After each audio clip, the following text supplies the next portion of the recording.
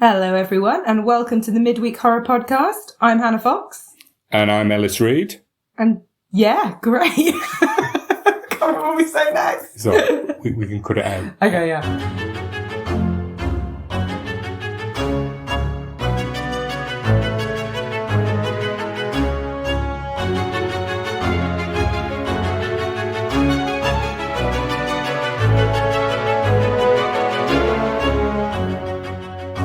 This is the Midweek Horror Podcast with Hannah Fox and Ellis Reid.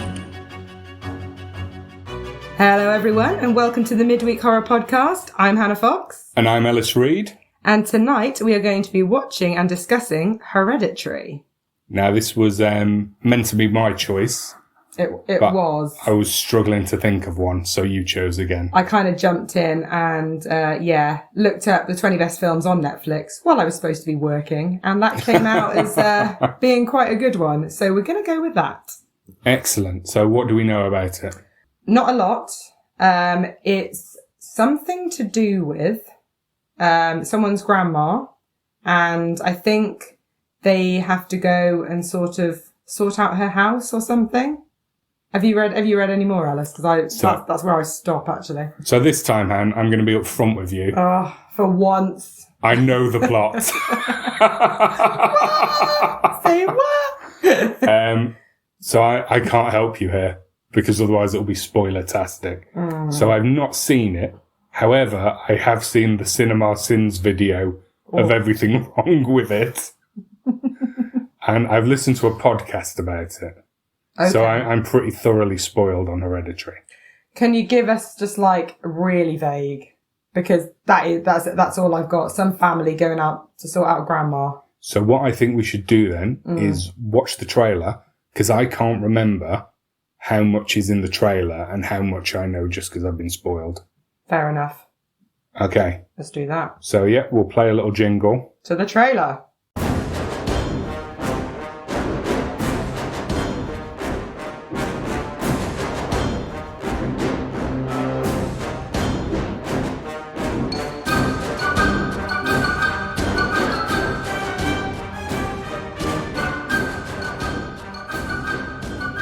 So, what did you think of that? I thought... So again, I know that this film, everyone's raving about how it's one of the best horror films of all time. I didn't really see much in that trailer. Like, that trailer, I see that trailer, that's the kind of film I want to see.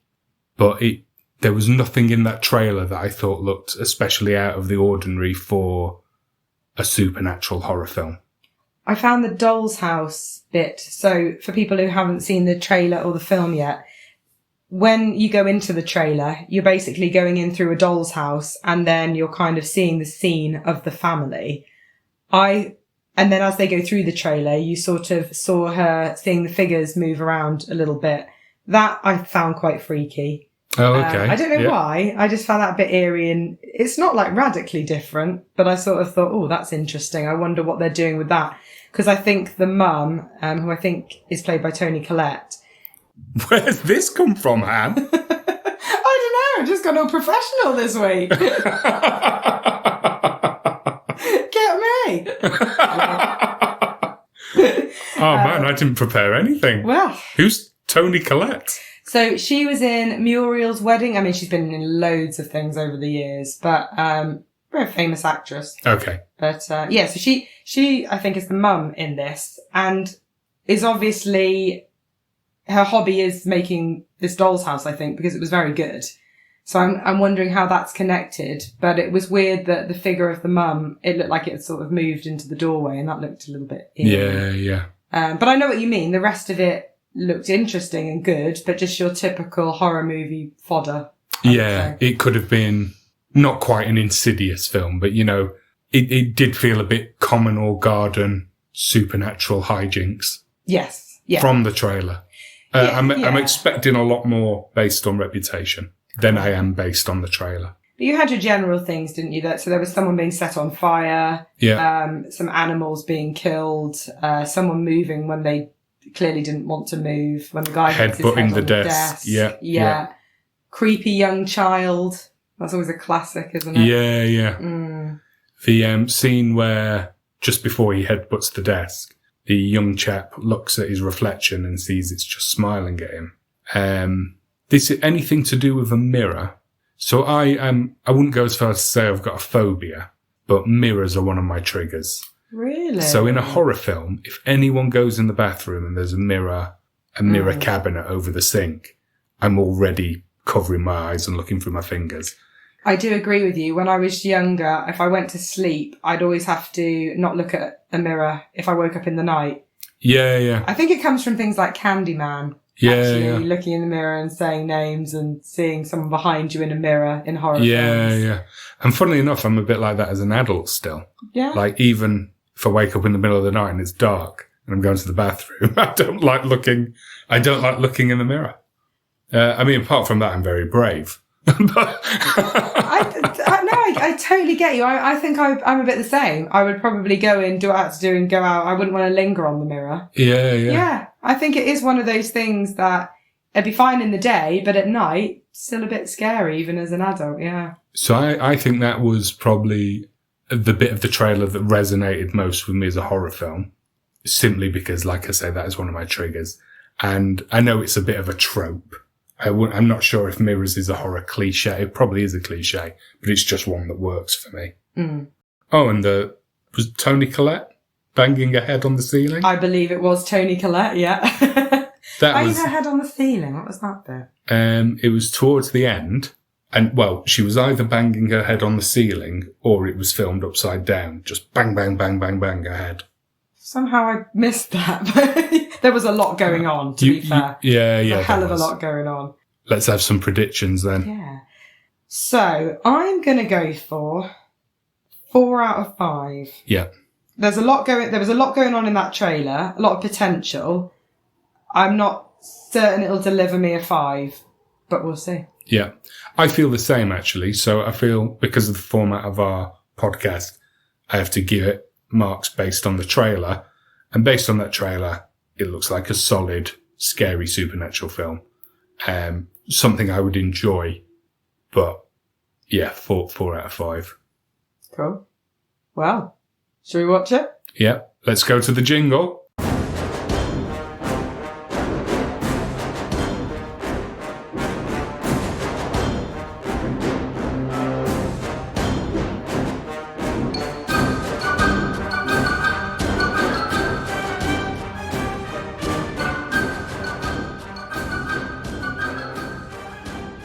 Well, all done. What did you think, Han? I enjoyed it.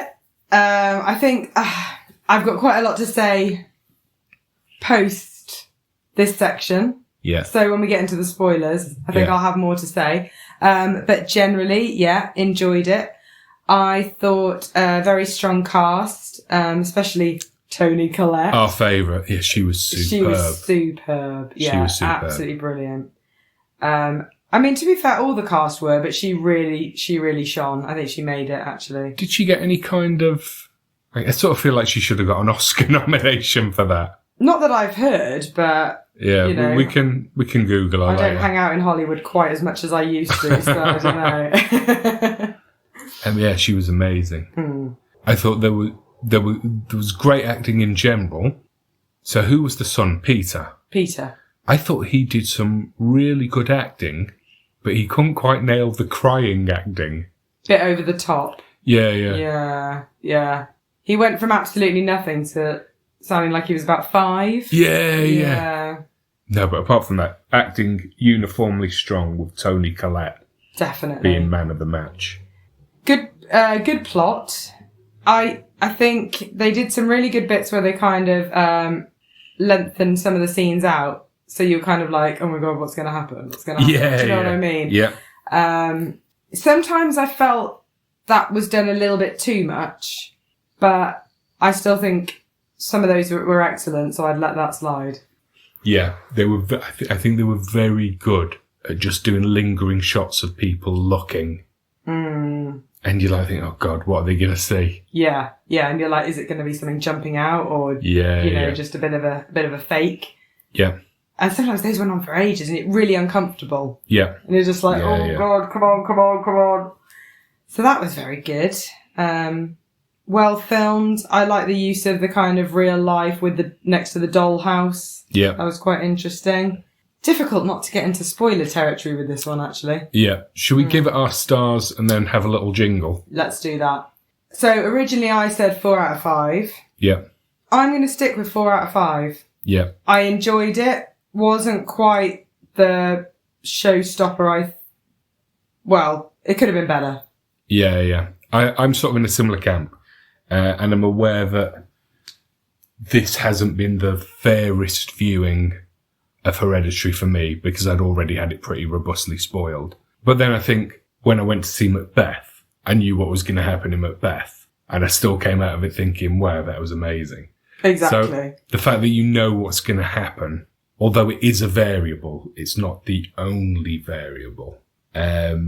Also, I think something that doesn't help is you and me, because we're watching it together, some things maybe I found funnier that because I just knew what conversation we were going to have about them. But then saying that, sometimes I like a film, especially a horror film, more because I found it funny and found some bits a bit silly. It's actually kind of hard to pinpoint exactly what wasn't a 5 for me because it was very well done. It would be hard to correct it, but it wasn't quite there for me.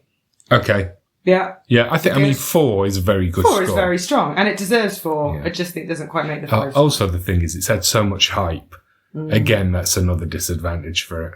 Yeah. Yeah. Okay, let's do the jingle, and then we'll Reconvene. spoil it, yeah. Spoil the shit out of it. Yes, we will.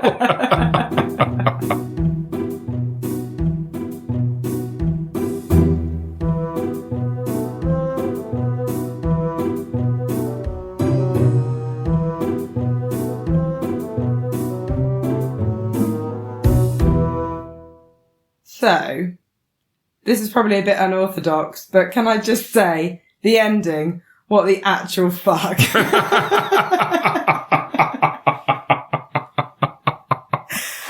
I think they lost it at the end. Really? I don't know if you disagree. I thought, oh no, come on guys. So, it wasn't the King Paimon stuff for me. So I get that. They were trying to invoke, so for people who haven't seen this, at the end, they're trying to invoke the spirit who is going to be going into the son Peter's body. Yeah. Yeah, fine.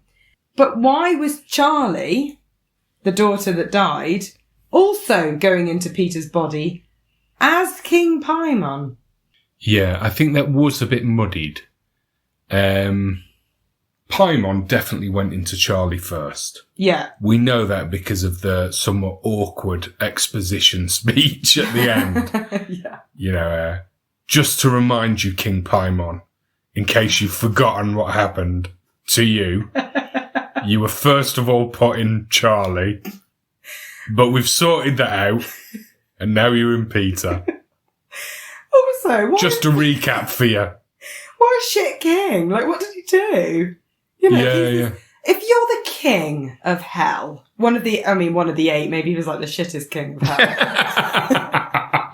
If I was the king of hell, I'd hope I'd be doing some really badass shit. Like, I don't think we saw him, even as Charlie, do anything. No, it's like the other kings of hell will be like, God, Paimon's not pulling his weight.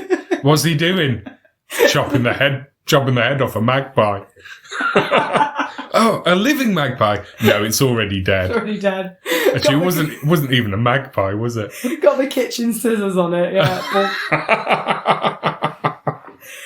Yeah, that bit. What are you doing, Lucifer?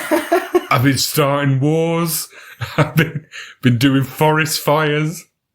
What's Paimon been doing? Oh, just cut the head off a blue tit. Yeah, that bit didn't quite work for me.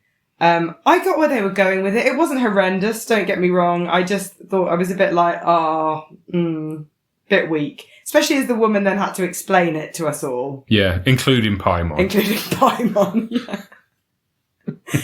yeah. Another thing, sorry, I'm going a bit negative here. We will talk positives as well, but another thing, which you pointed out, Ellis, was the bit where, so, spoiler, we are in spoiler section. Yeah, we've had the jingle. It's fine. Charlie dies because she's got a severe nut allergy. Yeah. You were so bang on when you saw her eating peanut M&Ms. Yeah. Nothing happened to her. Yeah, Quite earlier, happily. when I think she's in the treehouse making her little toys. Weird, like, dead animal robots. Yeah. Yeah. And blatantly, the sweets she's eating could only be, there's nothing else that looks like that. There's nothing else that looks like a peanut M&M. Unless in America there is, and we're just not aware of it. Yeah. But we've both been to America. Yeah. And I can't think of anything. No, me neither. I actually took quite a dim view, if this isn't an understatement, of the parenting in this film. Because, first of all, you've got Peter smoking pot at school. Just willy-nilly. Yeah. Lunch break. But I think I was even a bit more shocked by the fact that Charlie is allowed to just walk around and just pull massive chocolate bars out and start eating them. And the parents even don't know where this chocolate bar's come from. That's not got nuts in it, has it? Where's she got it from if she's not got it from you? And they're just like, she's like, no, and they're like, okay, fine. I mean, everything's got nuts in it nowadays. Like, she could have easily thought it didn't have nuts in it, and it did have nuts in it. Yeah. Yeah, come on, guys. And also, like, have it after your tea. Oh, yeah. Childhood obesity right there, you know. Yeah. Yeah. That was odd. It felt like the mum, though, was very kind of, well, she was a bit she wasn't involved with them that much, but at the same time, then she was massively over the top. Yeah. Like, yeah. When she's freaking out because Charlie's outside with no shoes on. Yeah. But then she's like, go to a party with your brother who's like, 17? You know, like, you don't really send a 13-year-old with a 17-year-old brother to a party, do you? I mean, no. Although, I gotta say, Toni Collette was really superb. She was the only character I sympathised with much. Same, actually. I really sympathised with her a lot. Obviously, she made mistakes, like we just said one of them. Sending Charlie to a high school party. But I felt she was very human. Yeah. And well-meaning and suffering, whereas everybody else rubbed me up the wrong way. She'd also been through a lot. You know, she had. Her mum had died, and her mum was a bit of a weirdo, and they didn't really get along. Dad had died by starving himself to death. It's pretty intense. Brother hung himself, is that right? Yeah. She hadn't had an easy time of it. Yet, she was still really likeable and nice, even though she was a bit... And a success in her field. Yeah. So, yeah, she was a bit kind of eccentric, but, yeah, I really liked her as well. Yeah. Whereas the husband was a bit... He really annoyed me. Boring. Maybe a French guy. We don't know. No. We have to Google that. Yeah, I said to Alice that I thought I'd seen him in another film as a French guy, but we never really got to the bottom of that. Maybe we will. Yeah. But yeah, she was very likeable. He was not. The level of movie facts you get on this podcast. God. You wait, I've got so many more to come. Some will be incorrect, some will be correct. Who knows? It's like Lucky Dip. Even the kids. I didn't really like either of the kids, I'm not going to lie. Yeah.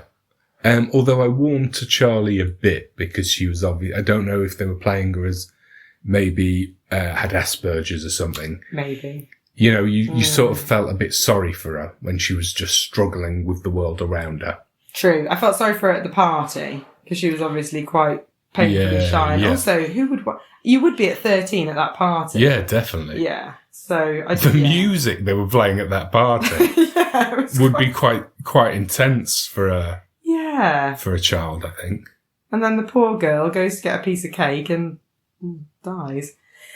So yeah, that was we've gone right off track. But yeah, so there were some bits we were talking about the French dad. We were not likeable. Not very loving. Like at the end when he's saying to her, "Of course, your mother's headless body's in the attic." Like, I would be more compassionate. Like, obviously he thinks she's insane. Yeah. I would think she's insane. But I think I would be more compassionate to a complete stranger who was that distressed, even if I thought they were delusional. I'd at least say, okay, I'm going to go and have a look. Because then if the dead mother wasn't in the attic, you could go, look, darling, come up. I'm going to show you there's nothing here. Do you know what I mean? Yeah, but he was just like, no, oh my God, what are you on about? You know. And then when he accuses her of putting the body there, I kind of feel, again, like even if it was somebody I didn't know, it'd be, okay, I'm just going to phone someone because I think we need some help here. So you just sit down. Yeah, a little bit of compassion, French Yeah, guy. exactly. Come on. Whereas he was sort of angry with her. And wasn't he meant, like they must have had a long marriage before this. This must be the person he's closest to in the world. Well, his one kid's like 16, 17. It's like they've obviously been together a while. Also, what is it with people putting bodies up in the loft? We had this with Debs the other day. Yeah. Again, the smell. Yeah. What is with the bodies in the loft? You would smell it a mile off, I'm sure. One thing I will say about this film is we thought that Debs had a shocker, but I think Toni Collette had a double shocker. Oh God, Debs had it easy compared to Toni. Oh, it would have been a holiday for Debs.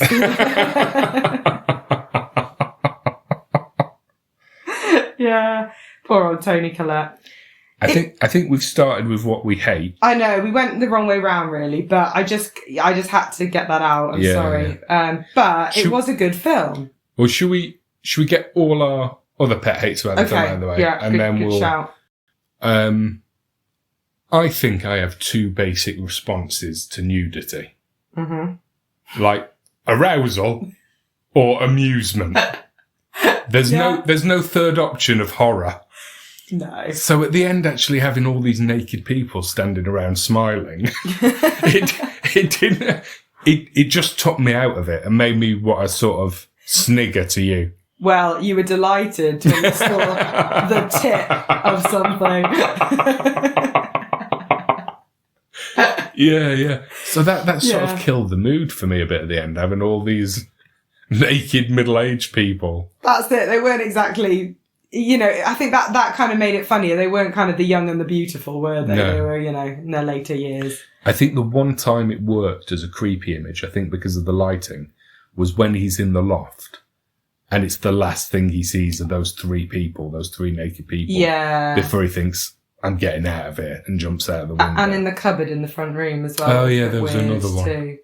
Yeah. Again, if we're talking pet hate, and it wasn't a pet hate, because I didn't hate it, but when Toni Collette, we can't be bothered to learn her name in the show, it's Charlie, Peter, and Toni Collette. But there was one bit where she's like behind Peter, well, a few times, and she's like up in the corner of the room. It was a bit Crouching Tiger, Hidden Dragon for me. When she flew off. Yeah. I didn't hate it. I thought they could have done that slightly differently. Like maybe having a scuttle across the wall. Yeah. We love a good scuttle in horror films. Yeah. Yeah. Exactly. It was fine. I wasn't like really angry about it. I just thought, Yeah. No, I agree. Other than that, I think, that was probably my only real bugbears about the film. Other than that, I actually thought it was a good watch and I enjoyed it.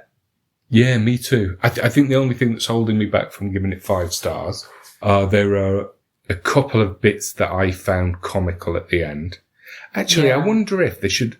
So parts of the end were really effective. When she was banging her head against the ceiling. Oh, yeah, that was freaky. Yeah, I didn't like that.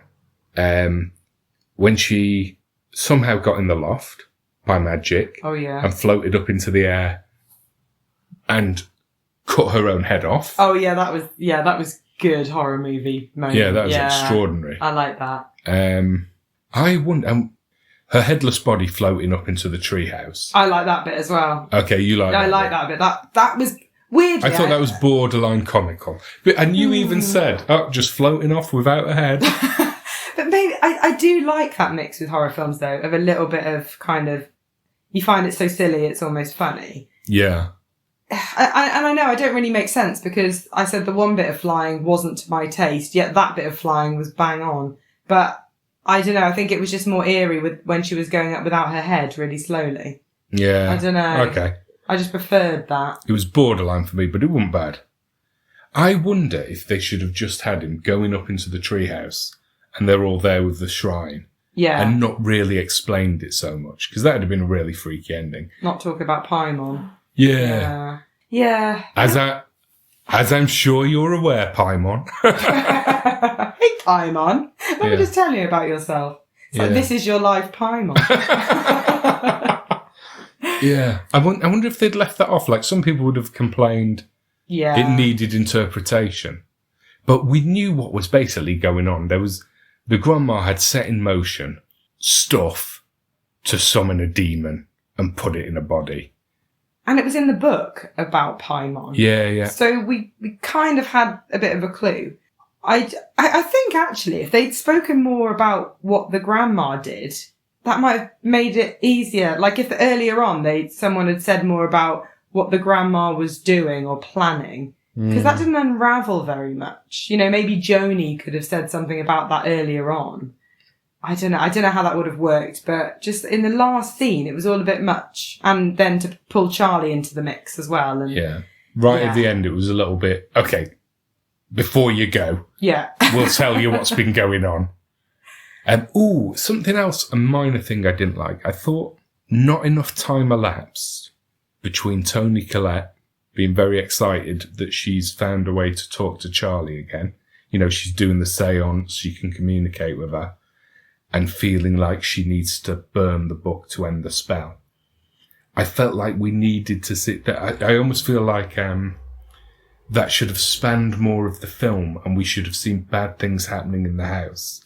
I absolutely agree. It was literally like, oh yeah, I'm really happy we can talk to Charlie. And then almost the next scene, she's like, oh God, what have I done? Let's burn this book so we can't speak to Charlie anymore. And I don't think there'd been enough to justify that about face.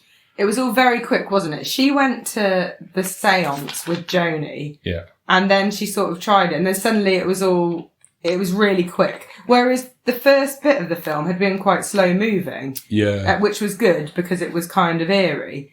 And then you suddenly had, this is what's going on. Let's try everything. Everyone's dying and weird things are happening everywhere. And I agree. I think they could have made that a bit more slower, built it up. Also, like, the husband was sort of making out like he didn't buy any of it. Yet he'd seen some really weird stuff going on. Yeah. Which I was a bit like, that would have been better if it had been more subtle early on. And the husband could have been like, no, it's not that. It's just, you know, you're imagining it. But, you know, he saw a candle, like, explode. He saw a lot of weird things going on. And yet he thought she was nuts. Yeah. So, pacing. Yeah. Pacing. Bit funny.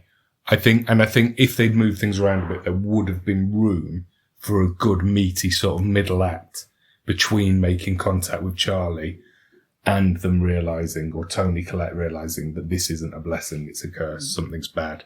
Scene I loved, actually, though, on the other side of it, was when they had the car accident.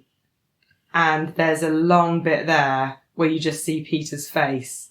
Yeah. And I love that bit because it kind of really made you empathise with him and go, imagine if that happened to you. Because it was the sort of thing, yes, it would be a bit odd, but could happen. You know, someone has anaphylactic shock. I'm presuming that's what she had. You know, you're driving, they stick their head out the window, you're driving madly to get to the hospital, boom, head off. I mean, it would be extreme, but it's an accident that could happen. Yeah, and you'd just be there thinking, what, you know, your world's ending. So, yeah, I really like that scene, and that was uncomfortable. They kept that going. And after that, when he went home, and the mum wakes up the next day and she's talking and she's about to go out, and you know that she doesn't know yet, and you're just waiting for her to find out, and then she finds the body in the car because he's completely shell-shocked. So he's been trying to drive Charlie to hospital because her throat's closing up. She's got her head out of the window because she's trying to get some air. He, I think, sees a dead animal in the road and swerves to avoid crashing because he's speeding. She gets decapitated by a telegraph post at the side of the road. And he's so stunned and shell-shocked, he just drives home, gets out of the car with her headless body in the car. and goes to bed. And actually, one of the many great performances by Toni Collette is when she is telling Joni what it felt like to find her body in the car. And that was really powerful because you can already imagine how horrible it'd be. And that's why that scene where you just hear her screaming when she discovers it is so awful. But when she's describing it, she says, first I could smell something was wrong. And then I saw her body and she's describing it. She's even saying, and her little hands and her little fingernails. It's really, really heartrending stuff. She does another good one like that when she's in the like AA meeting for people who've lost a loved one. And she starts talking about her mother, and then they're all really quiet and just letting her talk. And then she starts talking about all the other stuff that's happened in her life. And again, just really realistic, I thought. Yeah. Just brilliant performance. Yeah, if she didn't get the Oscar, she should have done. Yeah, definitely. Some of the best acting I can think of, to be honest, in any film. Yeah, I think really it's strong. brilliant. Well, what else did we love? Because we loved a lot. we didn't did. We really enjoyed it. I mean, 4 out of 5. Yeah. That's, I think we've only led on the complaints because it's such an acclaimed film. Yeah. And in general, it was a good film with a nice plot, really good acting, not a lot to complain about. There were just these little bits, which, like you said, I think in a strong film, you probably tend to focus on the negatives unless you absolutely adored it. Yeah. I think that was probably the main bits for me. Well, shall we move on to Rotten Tomatoes? Yes, we I'm shall. excited. We shall. Well, so what are we going to go for? It's your turn to guess first. Okay. I'm going to go for 78. Wow. So I think this is a film that people like more than us. Okay. Yeah. And I think it's going to be 96. Oh, that's high. Yeah, that is high. Okay. Well, I'm pulling it up now. Drum roll.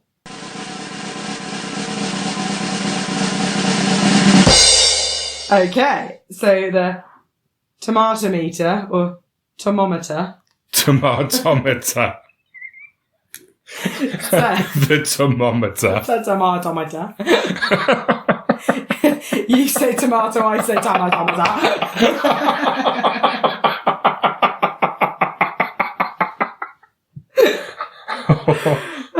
So that says 89%. Really? So I think we call that a draw. Ish, yeah. I think did you slightly win, but anyway. I think neither of us was close enough to call a victory on that one. You were in the 70s, I was in the 90s. It was in the 80s. Brilliant. Should we have a bit of a critics' consensus? Yeah, let's have a look. This is where I spend about an hour trying to find the bit. Oh, no, got it. Tomato. Okay.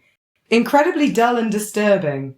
Hereditary is a poorly made horror film. That's not the critics' consensus. Oh, no, sorry. I'm getting ahead of myself.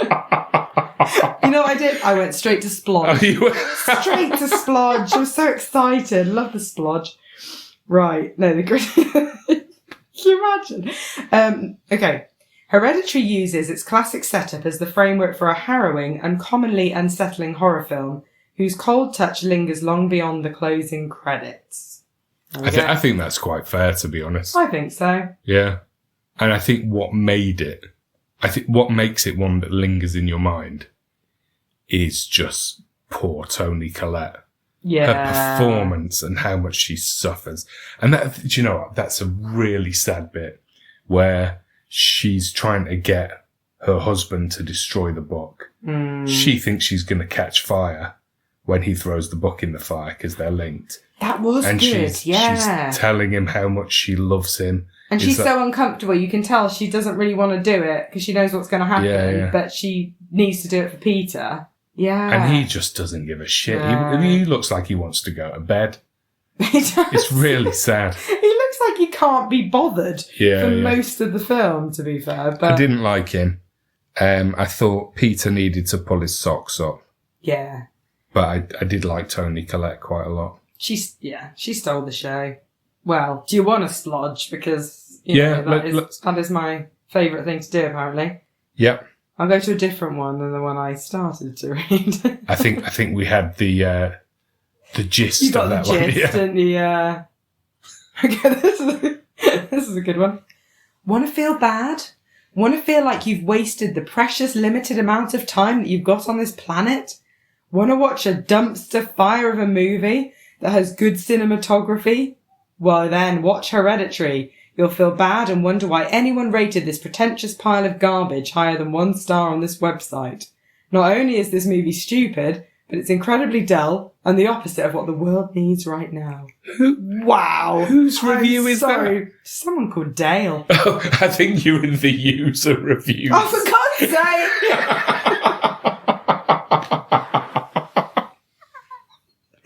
I'm just not winning at this, am I? At all. At all. Well, that's what Dale thought anyway, so anyone... Wouldn't it be is amazing probably if Dale's listening? And Dale's like, wow, shout out to me. Yeah. Talking of shout-outs. shout-outs. Well, let's have the splodge and then I'll finish All with right. the shout-outs. Well, I'm not confident now where the splodge is, actually. Critics' reviews, right? Yeah. Okay. Oh, yeah, maybe I just went too far. Yeah, the user reviews will be under the critics' You're right. reviews. Oh, you know so much about this. Okay. Scrolling. I know. Oh, sorry guys. Went on to some sort of YouTube. Oh, God. Nana strikes again. Okay, so Andrew Goldie from Movie Bitches. that reputable journal of opinion. Bitches has said, this was so stupid to me. Absolute utter nonsense. Thanks, bitches. Do you reckon all their reviews are like that? And that's why they're called movie bitches. Well, funnily enough, the next review by Avariel Halley, also from Movie Bitches, said, I found it interesting enough. Damned with faint praise. So yeah, who knows? Should we have one more splodge? One more splodge, okay. Hereditary falters at the finish line. Not only are the last 20 minutes desperate and disciplined, but the actions on screen don't tingle the spine. I think I know what he's getting at there. The actions on screen don't tingle the spine. Okay. I think he's right, actually, in a way that it is a good film, but the end bit just isn't quite. I wouldn't go on. as far as the last 20 minutes, though. Last 10. How long were they in the treehouse I was for? trying to think, maybe 5. It's 2.5. Yeah. Let's call it 3. Yeah, I think all the time they're in the treehouse at the end, that doesn't work for me so much. No. And that was Jeff York from Creative Screenwriting. Thanks, Jeff. All right, let's do our shout-outs. Shout-outs. So, for a bit of context, rather desperately on Twitter, I said, if anyone retweets my podcast, I will give you a shout-out in episode 2. And then I forgot to do it in episode 2. Poor show. But at least they're getting the shout-out now and we've sorted out the sound quality issues. Yeah, it's probably for the best. Yeah. So who've we got, Han? Well, first up, we've got at Pancake Joji, Amy Boss Baby. Yay! Thanks, Amy. Thank you for the retweet. And second, we've got at Morgan Scorpion, Julia Morgan. Cheers, Julia. Thank you, Julia, for the retweet. And then last, but by no means least, we have Rain McCormack at Rain McCormack. Who is the writer-director of one of my favourite films from 2019, which is The Village in the Woods. Nice. Which I'm going to make you watch for one of these podcasts. I've yet to watch it, but I'm very excited. So yeah. That'll be coming up on a future episode. Yeah, I'm excited to be watching it again as well. All right, well, I think that's all from me. I think that's all from me. Well, thanks for joining us, everyone. Tune in next time for more Midweek Horror. Don't Get Scared Now.